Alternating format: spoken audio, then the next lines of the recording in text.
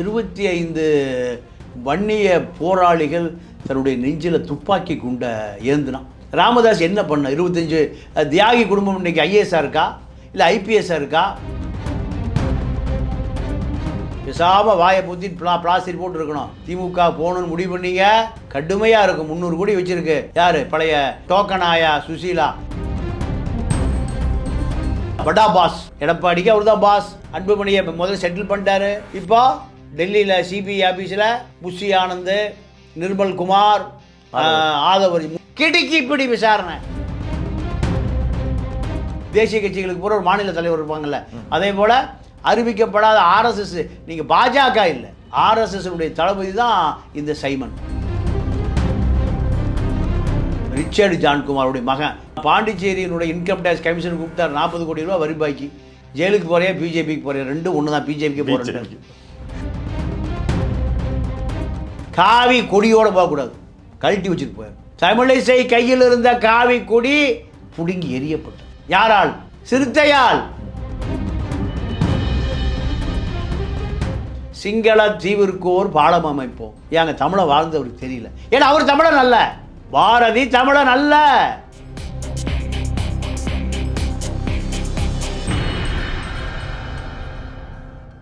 அறந்தமிழ் நேயர்களுக்கு இனிய வணக்கம். நடப்பு அரசியல் நிகழ்வுகள் குறித்து பேசுவதற்கு மூத்த பத்திரிகையாளர் திரு தமிழா பாண்டியன் அவர்கள் இணைந்திருக்கிறார். சார் வணக்கம். வணக்கம். சேலத்தில் மருத்துவர் ராமதாஸ் அவர்கள் தலைமையில் ஒரு பொதுக்குழு நடக்கிறது. அதில் அவர்கள் நிறைவேற்றிய தீர்மானத்தை விட அவர்கள் அதிகமாக அவர்களுடைய மகள் ஸ்ரீகாந்தி ஆகட்டும், அவருடைய பேரன் டாக்டர் சுகந்தன் ஆகட்டும், மிக கடுமையாக அவர் அன்புமணி தான் தாக்குறாங்க.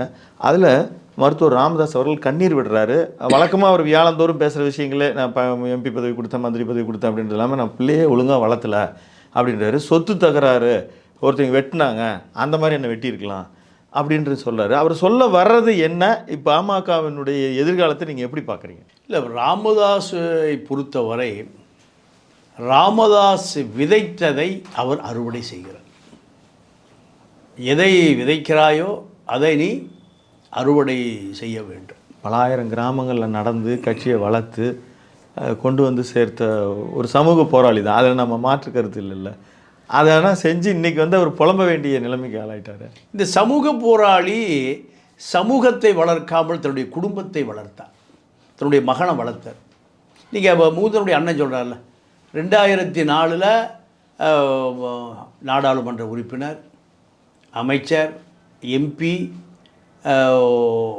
பொதுச் செயலாளர், இவ்வளோ பதவியை தூக்கி கொடுத்தீங்க. இளைஞரணி செயலாளர், இதெல்லாம் யார் கொடுத்தான்?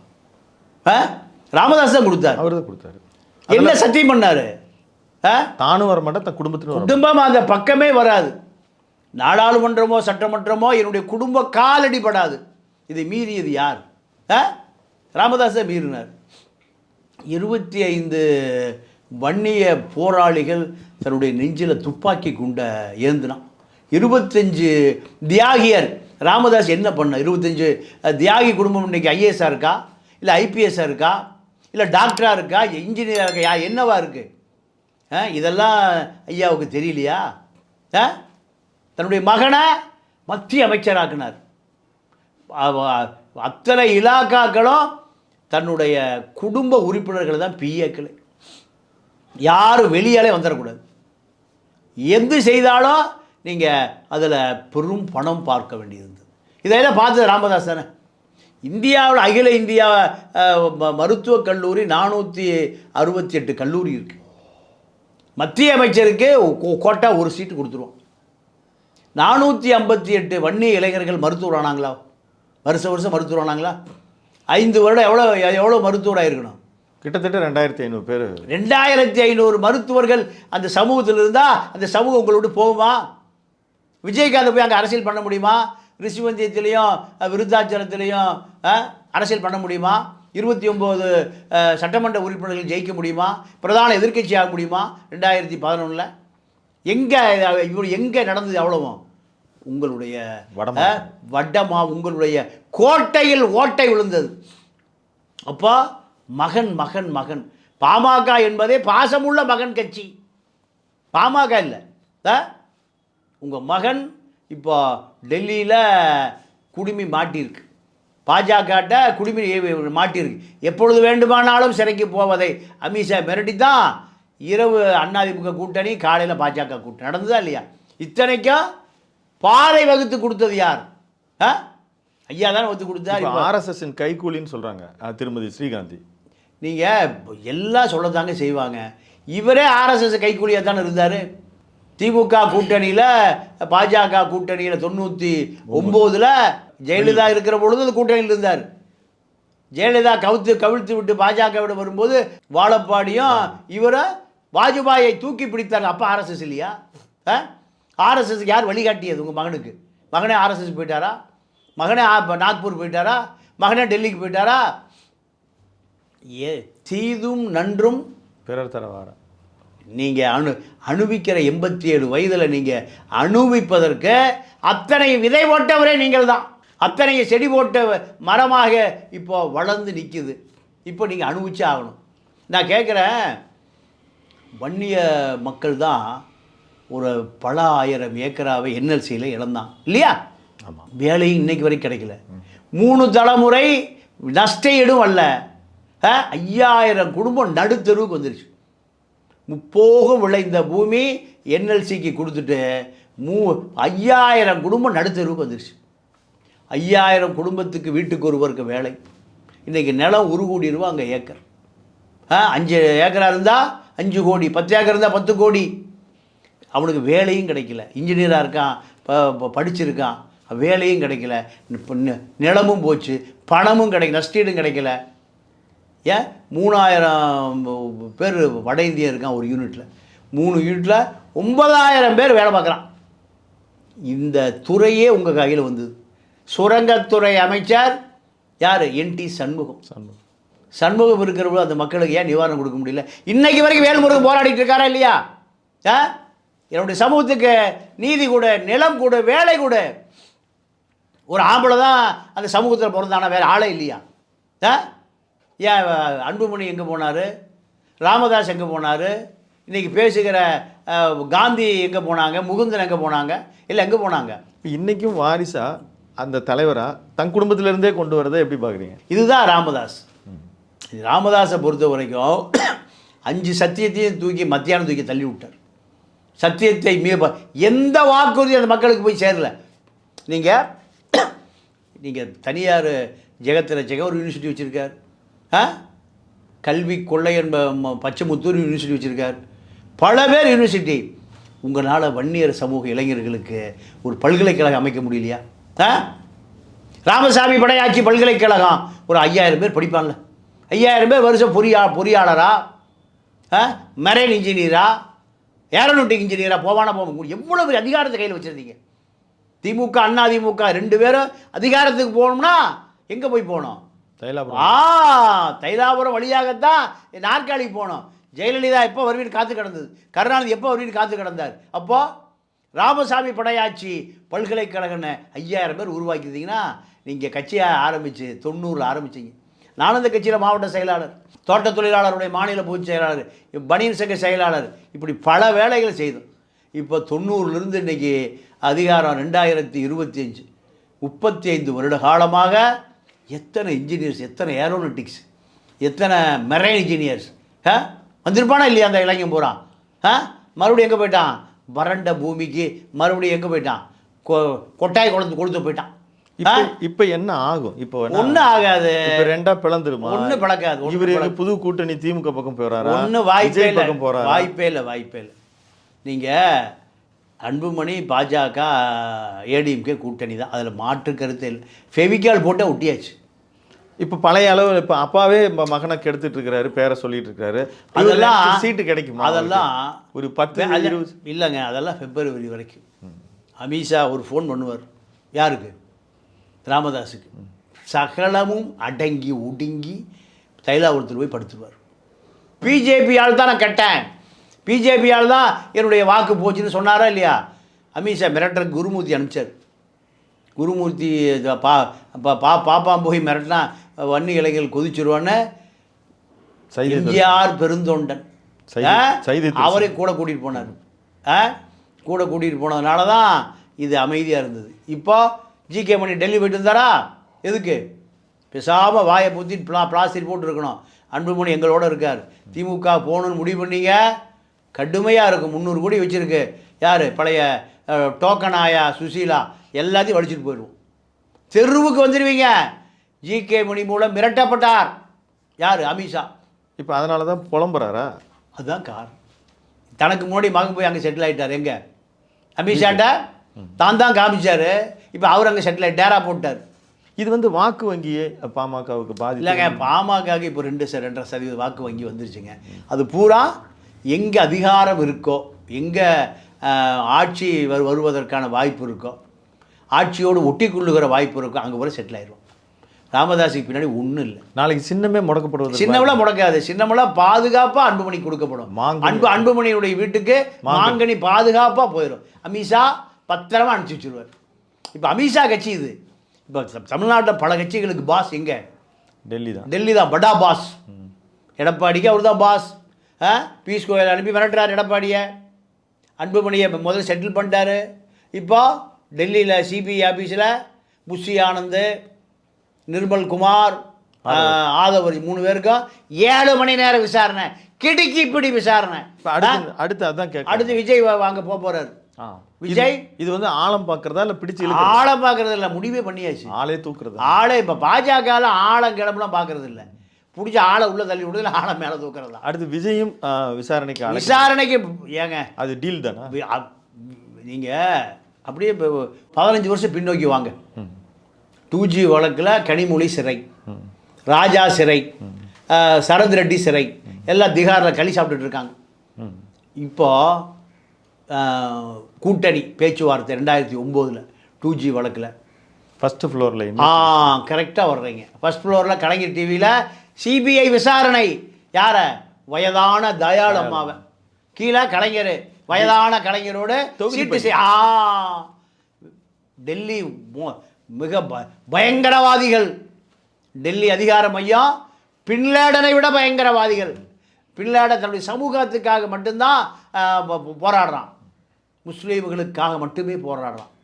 ஆனால் இவர்கள் அதிகாரம் அதிகாரம் அதிகாரம் வெறி.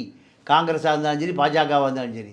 ஏன்னா இவர்களெல்லாம் அலிபாபாவும் 40 திருடர்களும். இப்போ ஒரு மலேசியாவில் திரு விஜய் அவர்கள் ஆடியோவில் பேசும்போது, நான் வந்து தனியாக வரல அணியாக வருவேன் அப்படின்றது அது குறியீடு. அதுதான் நீங்கள் நான் தான் இவர்களுக்கெல்லாம் பாஸ் எங்கே இருக்காரு? கருணாநிதிக்கு பாஸ் அங்கே தான், எடப்பாடிக்கு பாஸ் அங்கே தான், விஜய்க்கு பாஸ் அங்கே தான், ஆதவர்ஜுனாக்கு பாஸ் அங்கே தான், எல்லாம் அங்கே தான். ஆனால் சீமானுக்கு மட்டும் நம்ம பாஸ் கண்டுபிடிக்கவே முடியல. இல்லை சீமானுக்கு பாஸ் இல்லை, சீமானே பாஸ். ஆமாம், அதாவது முடிவு பண்ணுறாரா? அவர் தான் ஆர்எஸ்எஸ்னுடைய தமிழ்நாட்டு பாஸ். பார்ப்பன கடப்பாரை எடுத்து திராவிடத்தை ஒழிப்போம், இதெல்லாம் பாஸ் சொல்கிறத இங்கே இருக்கிற பாஸ். நீங்கள் ஒவ்வொரு ஸ்டேட்டுக்கும் ஒரு மாநில தலைவர் இருப்பாங்க, அங்கே சொல்லுவதை இவர்கள் செய்வார்கள். அவர்களுடைய தளபதி இவங்க தான். காங்கிரஸ் கட்சிக்கு இருப்பாங்க, பாஜக தேசிய கட்சிகளுக்கு பூரா ஒரு மாநில தலைவர் இருப்பாங்கல்ல. அதே போல் அறிவிக்கப்படாத ஆர்எஸ்எஸ், நீங்கள் பாஜக இல்லை, ஆர்எஸ்எஸ்னுடைய தளபதி தான் இந்த சைமன். இந்த திராவிடம்லாம் அழிஞ்சு குட்டிச்சவராக போச்சுங்க. திராவிடங்கிறது முஸ்லீம், கிறிஸ்துவர்கள், தலித்துகள் தான் காப்பாற்றிட்டு இருக்கான். எம்ஜிஆர் திராவிடன்னு சொன்னதில்லை, ஜெயலலிதா திராவிடன்னு சொன்னதே இல்லை. எல்லாம் கோயிலில் போய் மண்சோறு சாப்பிட கூட்டது. திமுக ஆட்சிக்கு வருவதற்கு, அதிகாரத்துக்கு வருவதற்கு திராவிடம் சொல்லிட்டு இருக்காங்க. இந்த திராவிடத்தை எந்த தமிழனும் காப்பாற்றுறதெல்லாம் மறந்துட்டான். தான் ஒருவரால் மட்டும்தான் இவ்வளோ பெரிய கூட்டத்தை நான் பணம் இல்லாமல் கூட்ட முடியும் அப்படின்னு சீமான் தொடர்ந்து சொல்லி, இந்த முறை நான் பெரிய வெற்றி பெறுவேன் அப்படின்னு அவர் சூளுரைக்கிறார். இல்லைங்க, அதுதான் நம்ம அவர் கூட்டத்தை நம்ம பார்த்தோமே. வலசரவாக்கம் போலீஸ் ஸ்டேஷனில் கூட்டத்தை பார்த்தோம்ல. இல்லை, அவரே அதை வர சொன்னார், வாய்ஸ் நோட் அனுப்பி. அதான் பொம்பளை கேஸில் மாட்டிக்கிட்டேன், என்ன எப்படியா கூட்டத்தோடு போனால் தான் போலீஸ் வேட்டையாக பயப்படுவார். எல்லாம் கிளம்பி வாங்க. அதுதான் ஒன்றும் இல்லாமல் அதுதான் விளக்கு ஒன்றும் இல்லைன்னு சமாதானம். ஆமாம், 6 முறை கருக்கலைச்சதெல்லாம் ஒன்றுமே இல்லாமல் போயிடும். அது ஏதோ மக்கள் மன்றத்தில் அது விஷயம் இருக்குது. அது இப்போ எதிரொலிக்குன்னு நினைக்கிறீங்களா? 2026 இல்லைங்க, இது போன்ற அசிங்கங்கள் தான் அரசியல். இது போன்ற அசிங்கங்கள் தான் அரசியல். இது அசிங்கம் இல்லையா? ஏதோ ஒரு வகையில் அந்த அம்மா சைலண்ட் ஆகிட்டாங்க. இனிமேல் இல்லை, நீங்கள் பல அம்மாக்கள் இருக்காங்க. ஒரு அம்மா தான் நமக்கு தெரியுது. பல அம்மாக்கள் பெங்களூரில் கொண்டு போய் பேசி செட்டில் பண்ணப்படுகிற செய்தியெல்லாம் தெரியாது. சீமானை பொறுத்தவரை நீங்கள் குருமூர்த்தி எதை சொல்லுகிறாரோ அதையெல்லாம் செய்வார். 20 கோடி ரூபா ஹவாலா பணம் வந்து மாட்டிக்கொண்டு பாஜகவிட அவருடைய குடுமி சிக்கி 15 வருஷம் ஆச்சு. 15 வருஷம். அப்போது குருமூர்த்தி எதை சொல்கிறாரோ குருமூர்த்தியுடைய சிஷியன் சைமன் செய்து கொண்டே இருப்பார். அதுதான் சீமான் அரசியல். இலை மலர்ந்தால் ஈழம் மலர்னு அதிமுக ஜெயலலிதா உயிரோடு இருக்கிற வரை மாதம் 2 கோடி ரூபாய் இங்கே கார்ப்பரேஷன் கமிஷனர் அலுவலகத்திலிருந்து அந்த ஒப்பந்ததாரர் மாதம் 2 கோடி கொடுத்துட்டு இருந்தாங்க. ஜெயலலிதா மரணத்திற்கு பிறகு இலை மலர்ந்தால் ஈழம் மலர்ந்தே தீரும் வேலுமணி கொடுத்துட்டு இருந்தார். இப்போ இதுதான் இவருடைய சம்பளப்பட்டியல். இதுதான் அவருடைய சம்பளப்பட்டியல். காங்கிரஸில் டேட்டா அனலிஸ்ட் ஒரு பிரவீன் ஒருத்தர் இருக்கிறாரு, பிரவீன் சக்கரவர்த்தி. அவர் வந்து எழுப்புறது ஒரு புஸ்வானமா இல்லை ஒரு பெரிய வெடியா? அவர் வந்து அவருக்கு எதிர்வினை வந்து பார்த்தீங்கன்னா திமுக தரப்புலேருந்து வரல, யூபியோட அதிகமாக கடன் வாங்கிட்டீங்கன்னாரு. அங்கே வந்து ஜோதிமணி கொதிக்கிறாங்க, செல்வ பிறந்தகை கொதிக்கிறாங்க. ஏதாவது அவர் விஜயோட போகிற டீல் பண்ணுற மாதிரி அவருக்கு அந்த அத்தாரிட்டி இருக்கா? இல்லைங்க, அவர் வேணால் விஜயோட போகலாம். அதாவது ஆதவ் அர்ஜுனா ஒரு பெரிய வார் ரூம் வச்சுருக்கார். ஒரு தொகுதிக்கு 10 பேரை இறக்கி வச்சுருக்கார். 234 தொகுதிக்கு 2500 பேர் வேலை செய்யலாம். திமுக கூட அப்படி வேலை செய்யலை. இவர்கள் உருவாக்குவது தான் திமுகவை காங்கிரஸை உடைத்தெடுக்க வேண்டும் என்று அவர் விரும்புகிறார்கள். ராகுலும் சோனியா விரும்பணுமா இல்லையா? 40 நாடாளுமன்ற உறுப்பினர்கள் திமுகவினுடைய கூட்டணியில் இந்தியா கூட்டணியில் ராகுலை தாங்கி பிடிக்கிறார்கள். அது முக்கியமா? எப்போவோ ஜெயிக்க போகிற 50 சீட்டு முக்கியமா? அப்போ மூளை பிறண்டவர்கள் மூடர்கள் உருவாக்குகிற ஒரு இல்லை, நம்ம அப்படி சொல்ல முடியும். இப்போ திருச்சி வேலுசாமி போன்றவர்கள்லாம் சீனியர்கள் அவரெல்லாம் கூட சொல்கிறாருல்ல, நாங்கள் விஜயோட போக தான் விரும்புகிறோன்னு ஓப்பனாகவே அவர் போட்டுங்க. விஜயோடய போகட்டும், இந்த 40 சீட்டு வேண்டான்ட்டு போட்டு 40 எம்பி இருக்காங்க. இப்போ திமுக கூட்டணிக்கு யாரை பிரதமர் ஆக்குவதற்கு? ராகுல் 40 நாடாளுமன்ற பாண்டிச்சேரி தமிழ்நாட்டில் 40 சீட் இருக்கு. 40 சீட் வேண்டான்ட்டு போட்டோம். இந்த காங்கிரஸ் கட்சிக்கார அத்தனை பேரையும் சோனியாவும் ராகுலும் அடிப்படை உறுப்பினர் நீக்கிடுவாங்க. அடிப்படை உறுப்பினர். காங்கிரஸுக்கு ராகுல் பிரதமர் ஆவது நோக்கமா, செல்வ பெருந்தகை எதிர்கட்சி தலைவர் ஆவது நோக்கமா? எது நோக்கம்? செல்வ பெருந்தகை அவர் தான் அதிகமாக பேசுகிறாரு. அதான் செல்வ பெருந்தகை எதிர்கட்சி தலைவர் ஆகணும், அதுதான் காங்கிரஸுடைய கொள்கை இல்லையா? இல்லை, அப்படியும் இருக்கலாம். அவருக்கு வந்து எதை வகையிலேயே திமுக சார்பு நிலையாக தான் இல்லை. இவர்களுக்கெல்லாம் 1% அதிகாரம் கூட கிடையாது. செல்வ பெருந்தகைலாம் காங்கிரஸுக்கு 44வது கட்சி. எவ்வளோ கட்சி? எத்தனாவது கட்சி? அவ்வளோ கட்சி தமிழ் அவ்வளோ கட்சியில் வந்து சேர்ந்துட்டார். லட்டர்பேட் கட்சியில் இருக்கு. முதல்ல ஆரம்பித்தது பூவை மூர்த்தி கட்சி. பூவை மூர்த்தியிலேருந்து கன்சீராம் கட்சி. கன்சீராமுடைய கட்சிக்கு வந்துட்டார். கன்சீராம் கட்சியிலேருந்து மீண்டும் எங்கே போனார்? ஒரு 5-6 கட்சிக்கு விசிகாவுக்கு போனார். விசிகாவிலிருந்து பகுஜன் சமாஜ்லேருந்து விசிகா வந்தார். விசிகா புதிய தமிழகம் போனார். புதிய தமிழகம் போயிட்டு அப்புறம் காங்கிரஸுக்கு வந்தார். இவர்களெல்லாம் டெல்லி தலைமை ஒரு பொருட்டாகவே எடுப்பதில்லை. இப்போ இங்கே இந்த மாதிரி கலவரங்கள்லாம் செய்வதில் ஆதவர்ஜுன் அவனுடைய பங்கு தான் அதிகம். அவரு தான் இப்போ ஆல் பார்ட்டிக்கு அவர் தான் தலைவர். அவருடைய மச்சினனே அவரை எதிர்க்கிறாரு பாண்டிச்சேரியிலேருந்து. இல்லை, அதெல்லாம் நாடகம். மச்சினனா மச்சான் இப்போ பாண்டிச்சேரியை பிடிச்சிட்டார். பாண்டிச்சேரியில் முழு அதிகாரத்துக்கு வந்துட்டார். ஏன்னா அவருடைய கட்டுப்பாடில் இப்போ 2 எம்எல்ஏ இப்போ கரண்டில் இருக்காங்க. அப்படியா? ஜான்குமாரும் காமராஜர் நகர் தொகுதி ஜான்குமார், நெல்லித்தோப்பு ரிச்சர்டு ஜான்குமாரோடைய மகன் இப்போ 2 எம்எல்ஏக்கள். அவர் ஜான்குமார் தான் இலாக்காலாம் மந்திரியாக இருக்கிறார். ஆமாம். அவர் முதல்ல காங்கிரஸில் இருந்தார். நாராயணசாமி தாங்கி பிடித்தது அவர் தான். நாராயணசாமிக்கு தொகுதி விட்டு கொடுத்தாரு. அப்புறம் பாஜக வெற்றி பெறுவதற்கு பாண்டிச்சேரியினுடைய இன்கம் டேக்ஸ் கமிஷன் கூப்பிட்டார். 40 கோடி ரூபா வரி பாக்கி. ஜெயிலுக்கு போறியா பிஜேபிக்கு போறியா? ரெண்டும் ஒன்று தான். பிஜேபிக்கு போகிறேன். பிஜேபிக்கு போகிறது ஜெயிலுக்கு போகிறத ரொம்ப சொகுசாக இருக்காங்களே. அதான் இல்லைன்னா ஜெயிலுக்கு போயிருக்கணும். பாஜக போலினா ஜெயிலுக்கு போயிருக்கணும். வெங்கடேஸ்வரன் ஒருத்தர் தங்கம் நல்லெண்ணெய் 40 கோடி ரூபா வரி பாக்கி. அவரை கூப்பிட்டாங்க. திமுகவில் இருக்கிறையா இல்லை பாஜகவுக்கு வரையா இல்லை ஜெயிலுக்கு போறியான்னா? 2 ஒன்று தானே. அவர் திமுக பாஜகவுக்கு வந்துட்டார். இப்படி தான் இப்போ பாண்டிச்சேரி அரசியல் திமுக, அதிமுக, காங்கிரஸ், என்ஆர் காங்கிரஸ் அத்தனை பேரும் இப்போ கிளி அடித்து போயிருக்காங்க. ஏன்? 10 கோடி ரூபா கொடுத்து இந்த கட்சியில் இருக்கிற வேட்பாளர்களை சார்லஸ் வாங்கிட்டார். சார்லஸ் நீங்கள் ஜோஸ் சார்லஸ் மார்ட்டின் இல்லாமல் பாண்டிச்சேரியில் யாரும் ஆட்சி அமைக்க முடியாது. ரங்கசாமி ஆட்சி அமைக்க முடியாத நிலைமை ஆகிப்போச்சு. அது ஒரு 30 தொகுதி இருக்கிற ஒரு சிறிய இடத்துல அவ்வளோ இன்ஃப்ளூயன்ஸ் ரொம்ப குறுகிய காலத்தில் அவர் ஏற்படுத்திட்டாருன்றீங்களா? பணம் பத்தும் செய்யும், பாதாளம் வரை பாயின்னு சொல்லி வச்சுருக்கான். 10 கோடி ரூபா கொடுத்து தேர்தலில் செலவு பண்ண சொல்லி எந்த கட்சியும் சொல்கிறது இல்லை.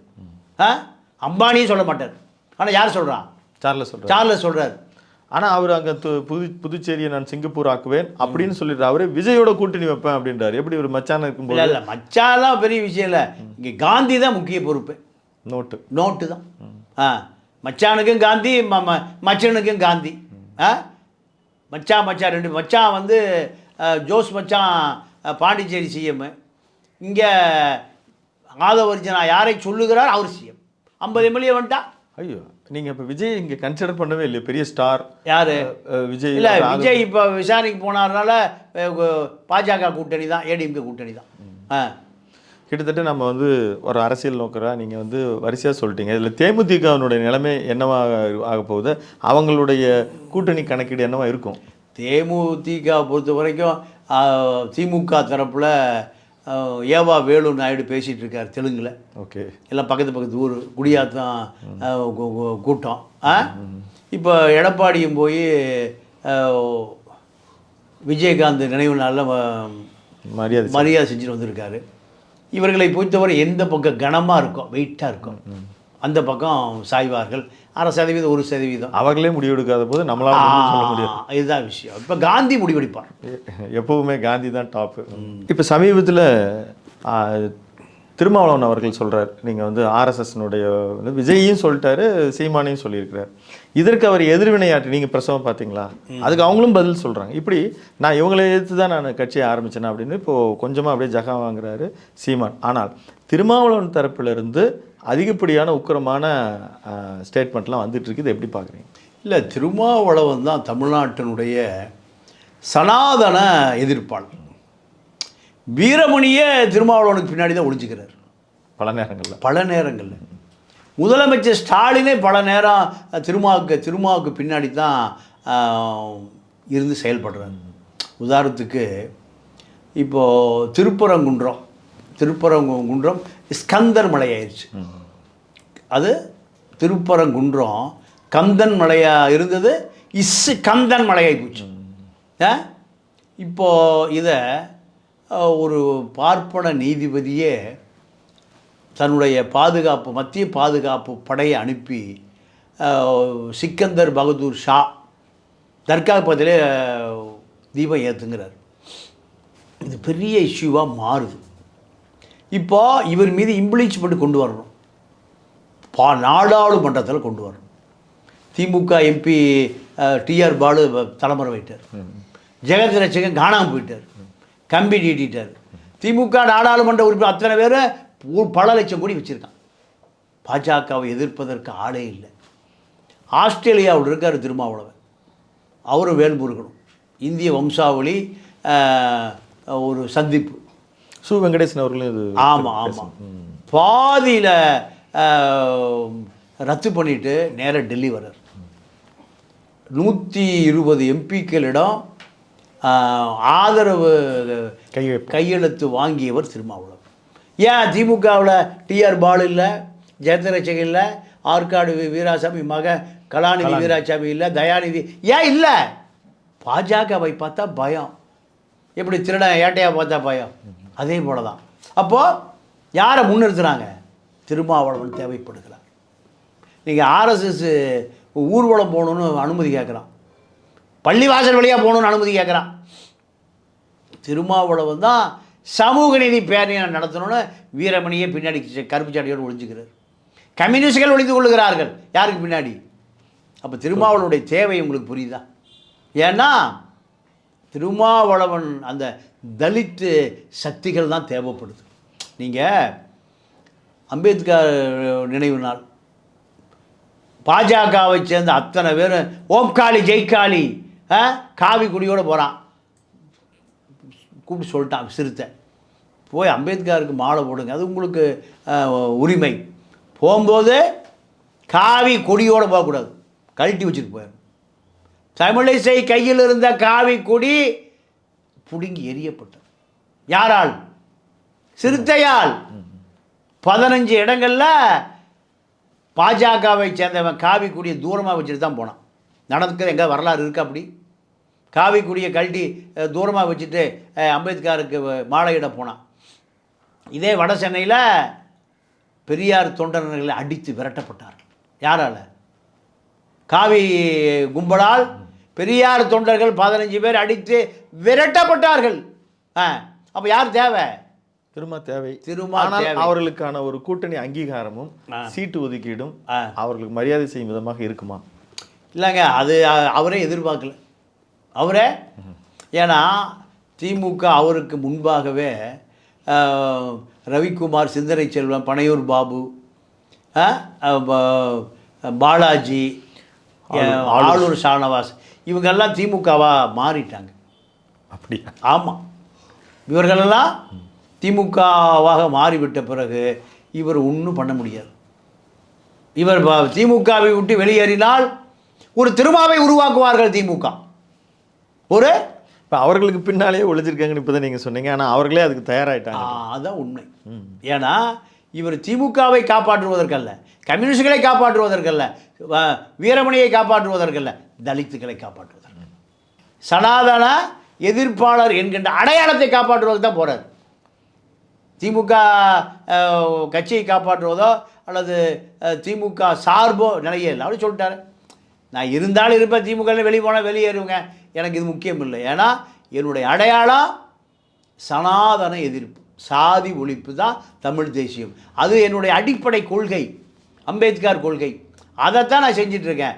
ஆக யார் வருகிறார்கள், யார் வரல, யார் செய்கிறார்கள், யார் செய்யலை, இதெல்லாம் என்னுடைய பார்வை அல்ல.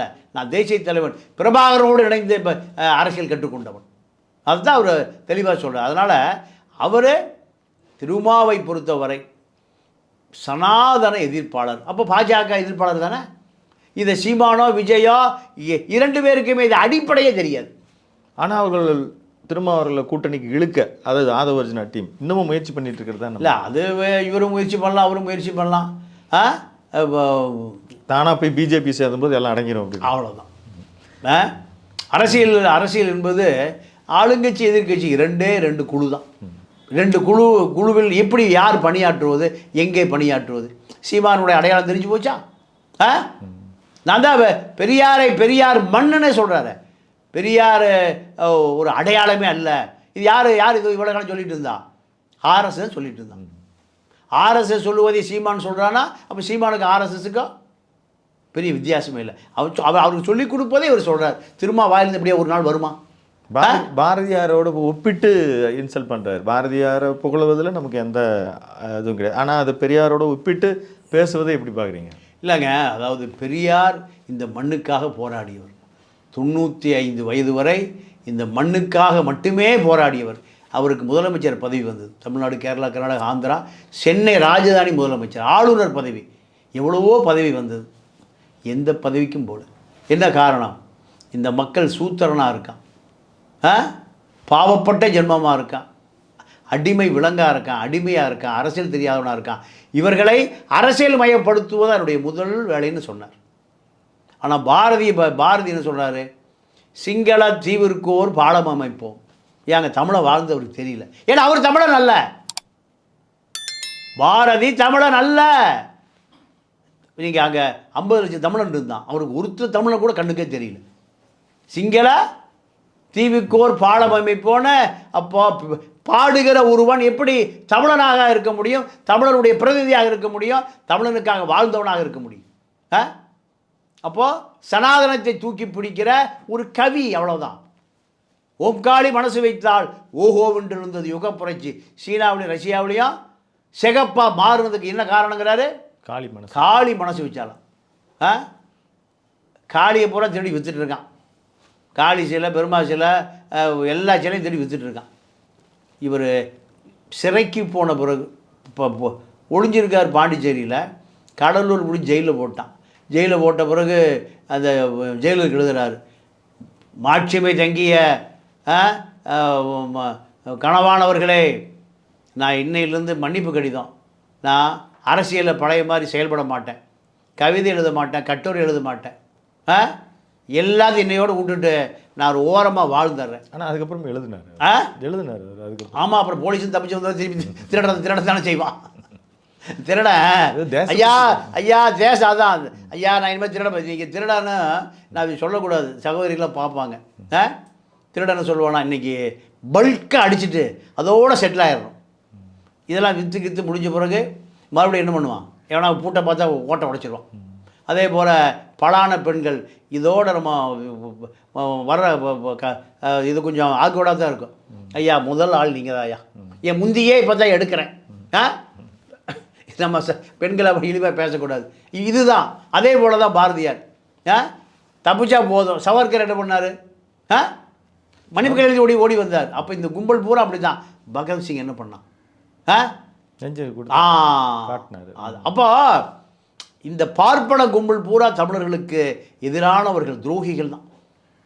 மனித குலத்தினுடைய கண்டுபிடிப்புகளை அழித்தவர்கள், எரித்தவர்கள், ஒழித்தவர்கள் இந்த பார்ப்பன கும்பல் தான்.